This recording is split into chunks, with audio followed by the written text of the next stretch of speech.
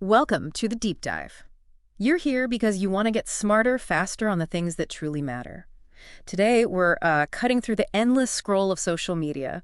We're looking at a powerful tool, maybe a bit under the radar still. It could help you grow your Instagram presence, really grow it. We're diving deep into Instagram guides. Exactly. It's so easy now to feel like you're just, posting into the void, Yeah. constantly chasing the algorithm. Instagram guides, they offer something different, a way to curate information, share recommendations, connect, really, on a deeper level. And it's not just more fleeting content. Think of them like collections, almost like mini blog posts, but right there on your profile. Right. Collections of existing posts, and they're different types. Three main ones. You've got places guides, good for location stuff, product guides, obviously for products, and then posts guides, which let you group existing posts around certain themes or topics. Got it. So our mission for this deep dive is pretty straightforward. How can you, listening now, strategically use these guides for actual growth? We're not just talking vanity metrics like more likes. We mean building a real community, becoming that go-to resource. Okay, let's get into it. Instagram guides, they are still quite new. What's the implication there for someone wanting to get ahead? Well, that newness, that's where the opportunity lies, I think. Because there aren't really established rules yet. No rigid audience expectations for what a guide should be. You have a real chance to sort of shape how people experience this feature within your space. That's different from, say, feed posts, right? Where there's already a kind of visual language everyone understands. Exactly. Feed posts, stories, reels, there are conventions. People know what they're getting, more or less. With guides, it's much more of a blank slate.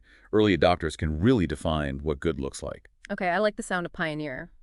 But here's a question. If it is so new, are people actually looking for guides? How do you even get them to click on something they might not recognize or understand? Yeah, that's definitely the initial hurdle. Your first few guides, they need to be compelling, offer real immediate value, show people why this format is worth their time. Make it irresistible. Kind of, yeah. But the payoff for being an early and effective user, it's pretty significant. It signals you're on the pulse, that you're leveraging new tools to bring value. In this fast-paced world, being seen as current, that's gold. Right, it adds to your credibility. Okay, so how do we actually use guides to fuel that growth? Let's talk promotion. It feels like there are maybe two sides to promoting with guides, is that right? Precisely. Spot on. First, the guide itself is a promotional tool for your content or products. Take product guides. So just one photo, one caption, boom, you can build a whole resource. Think like how-to guides using the product. Maybe pull in user-generated content showing it in action. Comparisons, really in-depth stuff. So addresses buyer questions right there. Builds confidence. Exactly. It could significantly shorten that consideration phase for a potential customer. Almost like a mini landing page. Okay, that makes a ton of sense. What about physical businesses? Shops, cafes, that sort of thing. Oh, place guides are fantastic for them. You can curate a guide showing off your space, maybe a day in the life or nearby attractions. You could even feature posts from customers who've tagged your location. It tells your brand story visually and makes it super shareable. Okay. And for the rest of us, maybe content creators, service providers, not selling physical things or tied to one spot. That's where posts guides are, well, perfect. You take your existing feed content, maybe a series you did on a topic, and you bundle it, group it thematically. Suddenly, scattered posts become a comprehensive resource, much more valuable. Ah, so you're giving your old content new life, basically. And structure. Plus, don't forget, if someone else includes one of your posts in their guide, that's promotion too. It's like getting a recommendation, potentially putting you in front of a whole new audience. Right, that built-in discovery potential. Okay, so the guides promote the content within them, but how do we promote the guide itself? Get eyes on it. That's the second piece, yeah. Promoting the actual guide. Right now, the most direct route. Share it to your stories. Okay, makes sense. Use strong visuals, clear calls to action, new guide alert. Tap here for X tips. Let your existing followers know it exists. And also, encourage them to share it if they find it useful. Word of mouth, even digital word of mouth, is powerful. So rely on your current channels for now until maybe guides get more prominent and explore or something. Exactly. We have to work with the discoverability we have now. And don't forget your regular promotion tactics. How do they tie in? Well, if you're using hashtags and geotags effectively on your feed posts, mention your relevant guides in the captions. Oh, like a little cross promotion. For more on this, check out my guide linked in my bio or something. Precisely. Or I collected all my posts on this topic into a handy guide, find it on my profile. If you run ads, especially for a shop or location, drive traffic to the guide. But fundamentally, all this relies on getting people to your profile in the first place Right. and having great content there overall. True. Guides enhance the profile. They don't replace the need for good core content and traffic. They give people a compelling reason to dig deeper once they land on your profile and hopefully hit follow. So once people do start finding these guides, how does that shift how they perceive you or your business? This feels like it ties into branding, expert branding specifically. Absolutely. Your brand is essentially what people think and feel about you. It's that overall perception. Yeah. And guides, they're a brilliant tool for shaping that perception towards expert or authority. Why is that so important? Because trust is everything online. Ah. People are skeptical, right? There's so much noise. Demonstrating genuine knowledge, providing real value through something substantial like a guide, that builds credibility. It makes you stand out. And it's not just what's in the guide, is it? The whole presentation matters. Oh, definitely. Basic stuff like having a professional-looking business profile. Non-negotiable. Instagram is visual. How you look, how polished your profile is.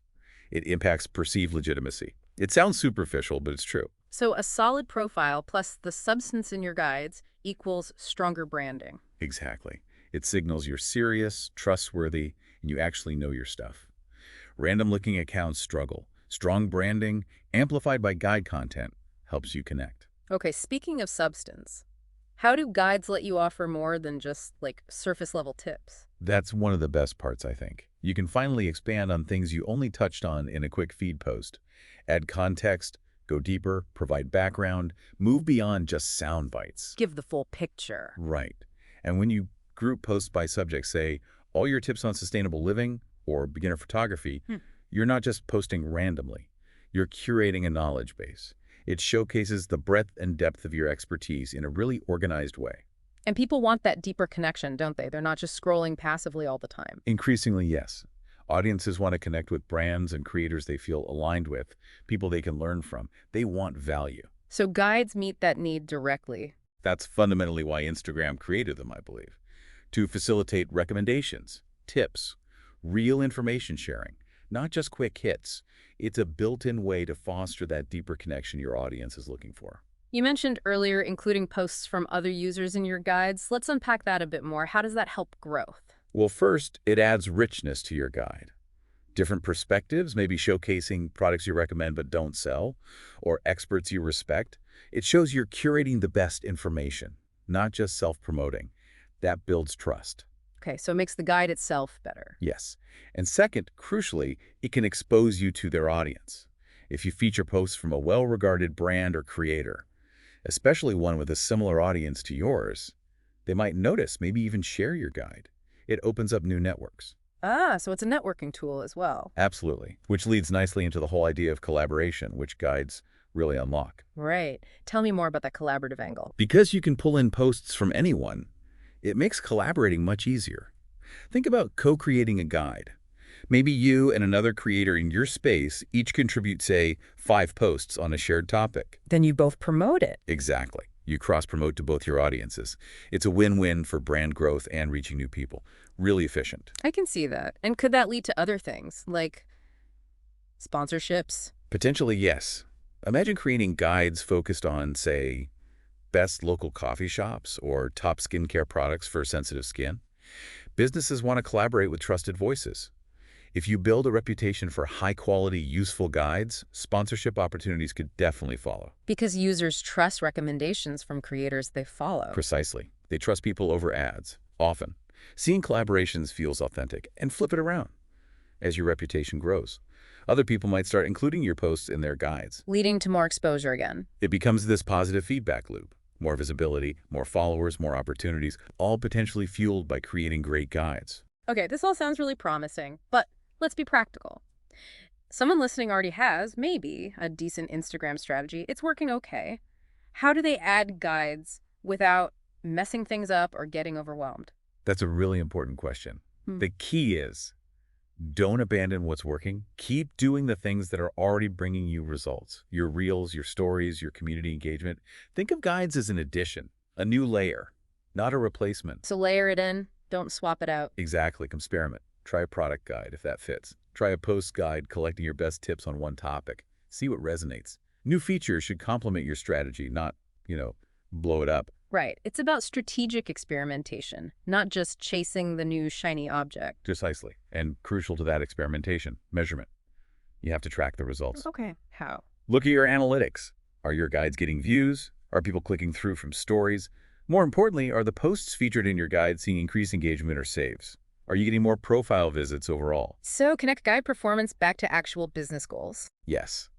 Use Instagram Insights, maybe even third-party tools if you have them. See if guides are actually contributing to follower growth, website clicks, sales, whatever your goal is. Understanding what works and what doesn't lets you refine your approach and make guides a truly effective part of your strategy. Be intentional, be data-driven. Got it. Okay, as we start to wrap up this deep dive, what's the core message?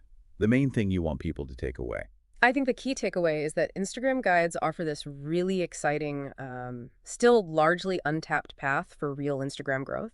They let you position yourself as that knowledgeable resource, that authority. They help you build deeper connections by offering genuine substance. And ultimately, they help you stand out. Yeah, it feels less like just another feature and more like a strategic tool. A way to build something more lasting than just feed posts. It's an opportunity, really, a chance to become that valued source of information in your industry or niche. So here's something maybe to leave our listeners thinking about. Yeah. In this digital world that's always changing, being proactive, trying new things like guides while still grounding yourself in what works, that seems key. So the question is, what unique rules, what unique formats or approaches could you establish in your niche using this tool? How could you use guides to really differentiate yourself? That's a great question to ponder. How can you be a pioneer with guides in your own field? Lots to think about there.